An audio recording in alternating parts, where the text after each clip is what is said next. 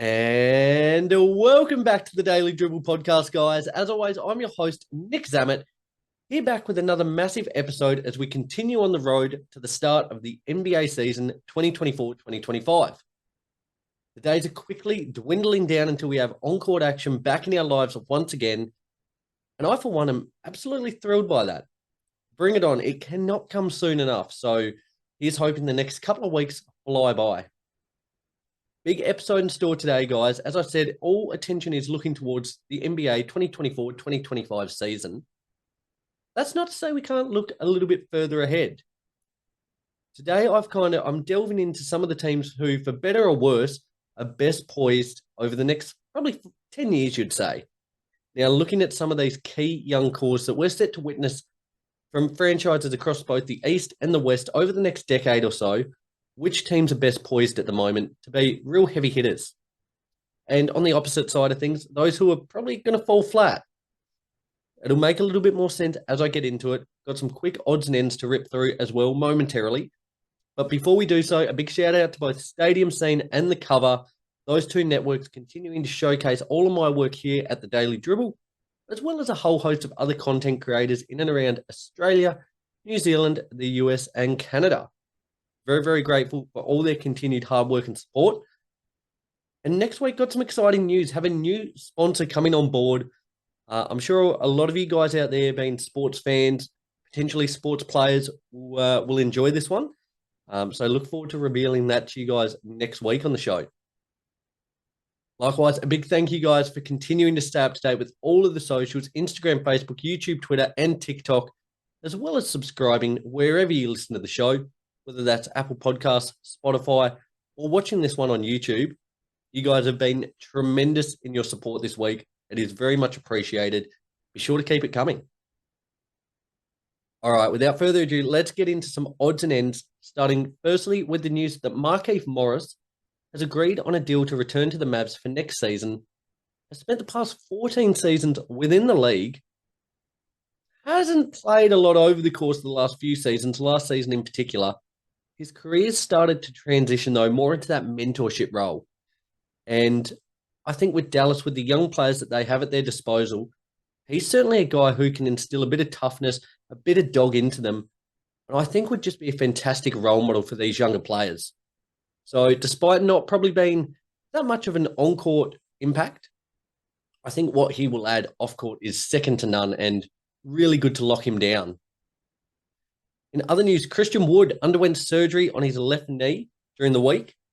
It's going to be reevaluated in about 8 weeks or so. So with that, we'll miss the start of the upcoming season there for the Lakers. This now being his second surgery on that left knee this year. Such a funny player now. I think he did a fantastic job in establishing himself in Houston and as Dallas as like a real formidable player over the last few seasons. Was essentially a non-factor for the Lakers last year. And I'm certainly hope, like under Darvin Ham, it just didn't work out. Under JJ Redick, hopefully he gets the opportunity to flourish and be a force once again. A couple of years ago, he was a 20 and 10 type of guy. And, certainly not expecting him to be that anymore, like playing behind AD. But you certainly need more out of him. As I said, he was a non-factor for the Lakers last year. If you can get him as a kind of a 10 and 5 guy off the bench, fantastic. But he's got a lot of work to do to reestablish himself as, to be frank, an NBA player. Because at the moment, all signs are indicating that he could be on the way out of the league for that matter. So hopefully this surgery goes well. Hopefully he can get on court, get reps in, and provide and prove that he's actually an NBA caliber player once again. So I'm on your side, Christian Wood. As a Lakers player, I certainly want you to do nothing but good things, but he's got a lot of work to do. So watch this space on him. Former sixth man of the year, Montrezl Harrell, has signed here in the NBL with the Adelaide 36ers. Now, he comes as an injury replacement player for Jarrell Martin, averaged 12 points, 5 rebounds across his 515 games within the NBA there, Harrell. Won sixth man of the year in the 2019-2020 season there with the Clippers. And across that season, averaged 18.5 points and 7 rebounds. That's absolutely phenomenal. for a sixth man. Wowee. I just spoke about Christian Wood, what he was a couple of years ago. He was a 20 and 10 guy as a starter. Montrezl Harrell was pretty much doing that off the bench there. So coming down to the NBL, I think is a huge coup for the league. I think he's going to be super, super dominant. I was very excited to see this announcement. It doesn't bode too well for the Jack Jumpers here, my team, Tasmanian Jack Jumpers. That being said, getting a player the caliber of Montrezl Harrell in the league, fantastic. And would love to see more of it. So great little pickup there for the NBL. Finally, from odds and ends, Denver Nuggets star Jamal Murray has agreed on a 4-year, $208 million contract extension, thus guaranteeing him $244 million over the next 5 seasons. Really interesting, this one. A lot of interesting takes throughout the course of the last few weeks. Like, I think it was imperative that they locked him up alongside Jokic. That is their franchise core. But many people, like with this figure, they were deterred by how poorly he performed for Team Canada in Paris. Amazing what a couple of bad games will do to sway the public opinion. You know, he's still a 0-time All-Star. I think that came into account a little bit. But last season, he averaged 21 points, 4 rebounds, 6.5 assists, as well as shooting 42.5% from 3. Like, he is a tremendous, tremendous player, and I think worth every penny. My big concern is injuries, though. Now, across his first 3 seasons within the league, he missed a total of 8 games. In fact, he missed 0 in his rookie season. Since then, in the 2019-2020 season, he played 59 games. In the 2020-2021 season, he played 48 games. Across 2021-2022 season, he missed every single game. He didn't play a single game due to the ACL injury. Across 2022-2023, played 65. And then in 2023-2024, played 59 games. Now, I think that is very, very concerning. I feel like with the departure of KCP this offseason, this could be a massive year for him. I think it's time for him. He needs to establish himself as one of the best in the league. When he's cooking, when he's on form, he has proven that he's that caliber of player. But he needs to be an all-star. He needs to be an all-NBA level player. That's what's going to warrant this level of money. So, I certainly think it was the right choice paying him. You had to pay him, locking him down. But he's got a lot of work to do. And just being on the court is going to be a big, big factor behind this. So, Jamal Murray, the ball's in your court, mate. You've got the bag. Run with it now. Let's play some really good ball. And I think if they get an all-NBA level Murray, alongside Jokic, who is one of, if not the best player in the league at the moment, they should be right back there in title contention. So we will see how that plays out for the Nuggets. Let's push ahead, guys. The Daily Dribble. Okay, in a little segment here called The Future Looks Bright, quotation marks, or maybe not. So wanted to shine a light not only on the teams that I think are best poised to be really dominant with the cores they've got for the next 5 to 10 years, but also shine a light on some of the teams that I think will fare somewhat poorly. Now, this is based on players on these respective teams that are 25 or under. So that's all I've taken into account. I've got a top 3 teams and a bottom 3 teams within the league. No particular order to these, so it's not a 1, 2, 3 type situation. But these are the bottom 3 and the top 3 teams I think have the best cores moving ahead over the next few years. We'll start with the bottom teams. I'm going to go with the Phoenix Suns. Now, they're a team built to win now. Yet they're currently not winning.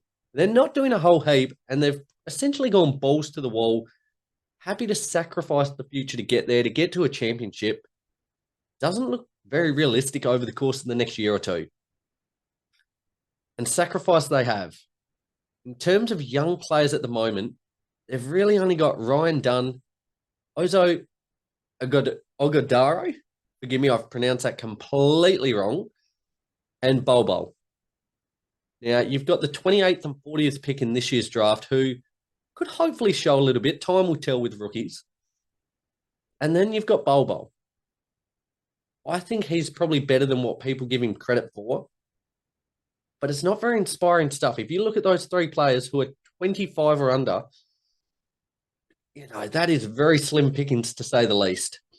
And, you're essentially hoping that one of these picks, as I said, the 28th and 40th pick there, Iguodaro and Dunn, you need one of them to land. And they're slightly older rookies, Dunn at 21 and Iguodaro at 22. Very uninspiring stuff. So I think if you're a Phoenix Suns fan, you're praying that the next year or two, proves to be fruitful. You've gone balls to the wall, given up the kitchen sink to make this team a winning team now.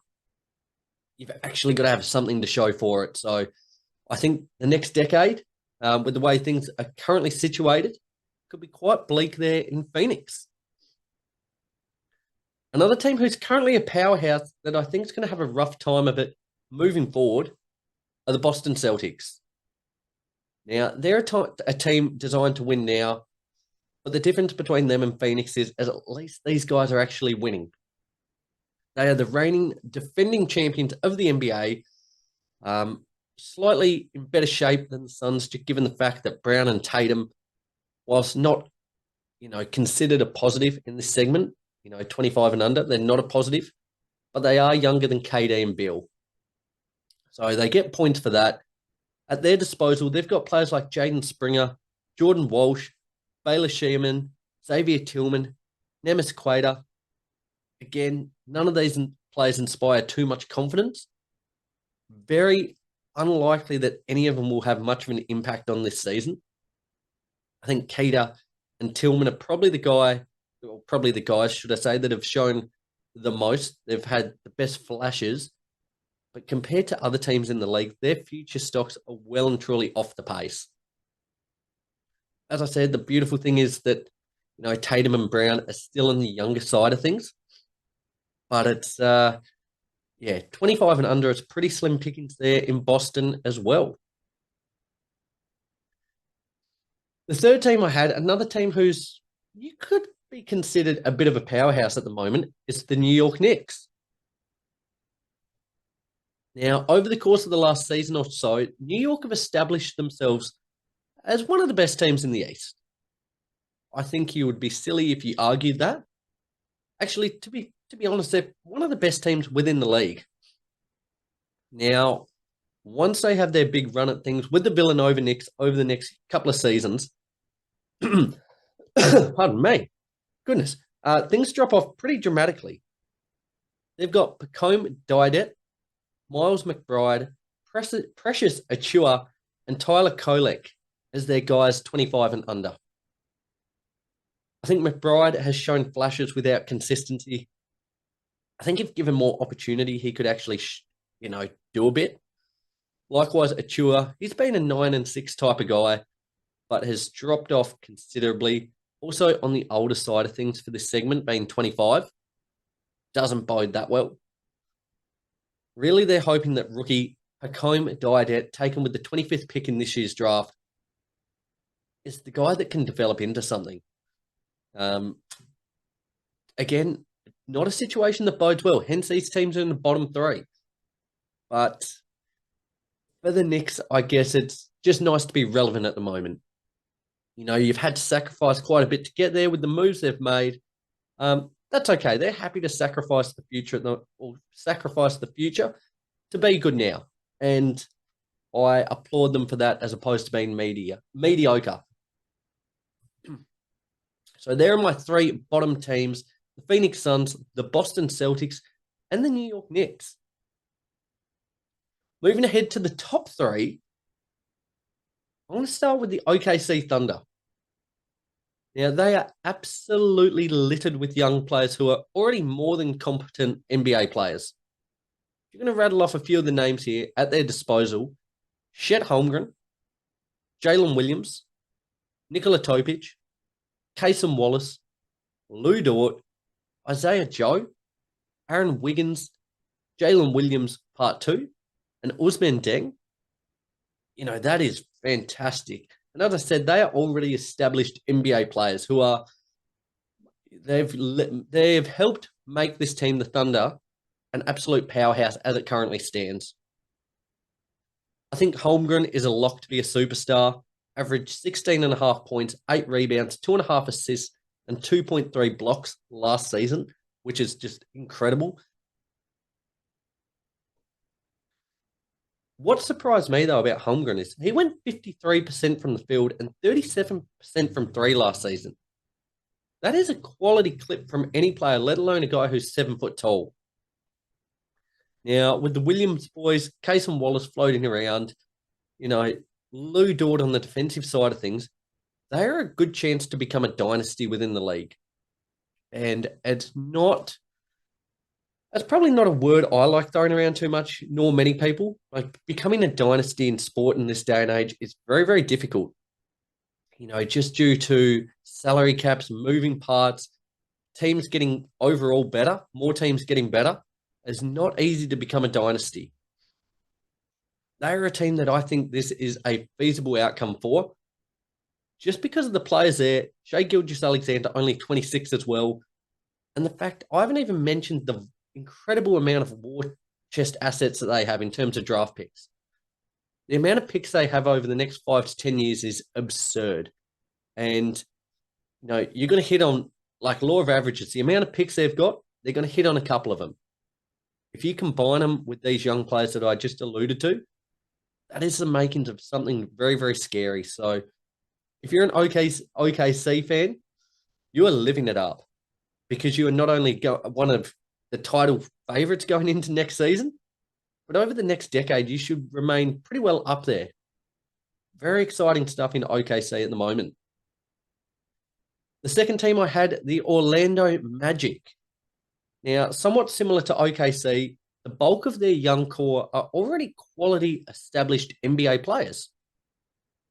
Speaking of Paolo Banchero, Franz Wagner, Jalen Suggs, Jet Howard, not so much, Anthony Black, Tristan De Silva, Wendell Carter Jr., Cole Anthony, Goga Batadze, and Caleb Houston. A couple of those names are essentially non-factors, but the vast majority of them are already established NBA players.